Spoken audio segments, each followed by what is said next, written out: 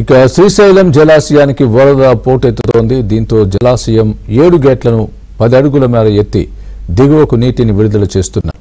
Project inflow 4,02,960 క్యూసెక్కులు కాగా outflow 2,50,934 క్యూసెక్కులుగా ఉంది.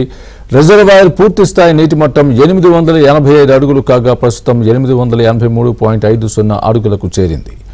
వరద పోటెత్తడంతో శ్రీశైలం కుడి ఎడమ జల విద్యుత్ కేంద్రాల్లో విద్యుత్ ఉత్పత్తి కొనసాగుతోంది. కృష్ణమ్మ పరవళ్లను చూసేందుకు టూరిస్టులు క్యూ కట్టారు.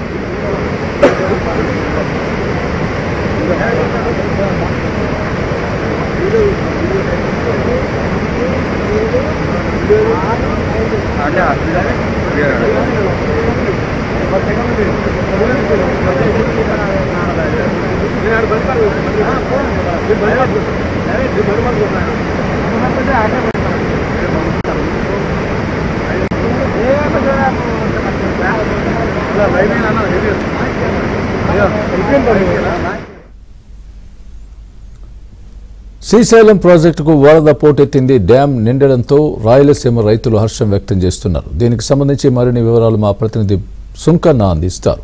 సుంకన్న, శ్రీశైలం ప్రాజెక్టుకు వరద ప్రవాహం కొనసాగుతుంది. ఎగువ ప్రాంతాల నుంచి భారీగా వరద వస్తుండటంతో డ్యాం అధికారులు అప్రమత్తమై శ్రీశైలం ప్రాజెక్టు గేట్లను ఏదైతే ఆపరేట్ చేస్తూ దిగువన నాగార్జున సాగర్కు నీళ్లు విడుదల చేస్తున్నటువంటి పరిస్థితి.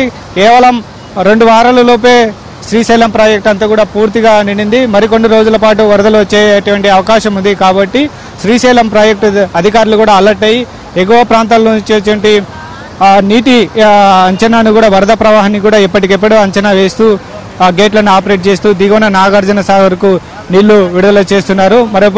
ఒకవైపు జూరాల నుంచి మరోవైపు తుంగభద్ర నుంచి కూడా వరదలు ఏదైతే 2-3 వారాల నుంచి కూడా భారీగా వస్తున్నాయి. అయితే శ్రీశైలం ప్రాజెక్టుకు ఈ నెల 17వ తేదీ నుంచి కూడా వరదలు ప్రారంభమయ్యాయి.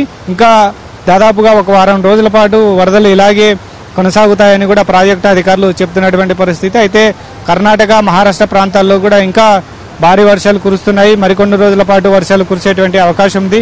కర్ణాటకలోని శివమొగ్గ ప్రాంతంలో కూడా కుండపోత వర్షాలు కురుస్తున్నందున ఆ పరిసర ప్రాంతాల్లో కురిసేటువంటి భారీ వర్షాలకు కూడా ఇంకా వరదలు ఇంకా పెరిగేటువంటి అవకాశం ఉంది అని కూడా టీబీ డ్యామ్ అధికారులు చెప్తున్నారు.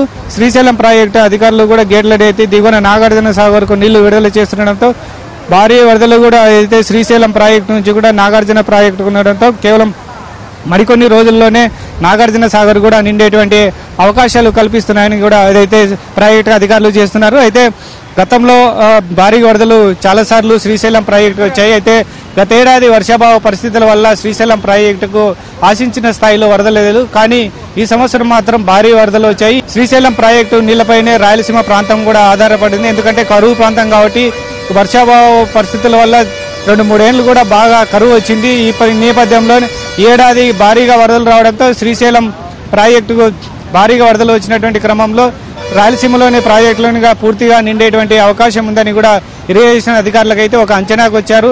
కాబట్టి రబీకి, ఖరీఫ్కి అయితేనేమి ఎలాంటి నీటి డోకా ఈ ఏడాది ఉండదు.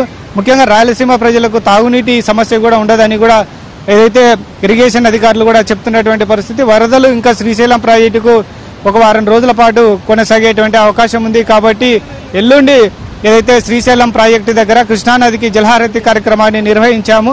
ముఖ్యమంత్రి నారా చంద్రబాబు నాయుడు కూడా ఆ కార్యక్రమంలో పాల్గొని జలహారతి ఇవ్వనున్నారు. కాబట్టి ముఖ్యమంత్రి పర్యటనకు సంబంధించినటువంటి అన్ని ఏర్పాట్లు కూడా చేశామని ప్రాజెక్టు అధికారులు చెప్తున్నటువంటి పరిస్థితి. మరోవైపు ప్రాజెక్టు అంతా కూడా పూర్తిగా నిండడంతో గేట్లు ఎత్తివేయడంతో వివిధ ప్రాంతాల నుంచి కూడా పర్యాటకులు భారీగా తరలి వచ్చి ఇక్కడ కుటుంబ సభ్యులతో కూడా ఆనందంగా గడుపుతున్నటువంటి పరిస్థితి.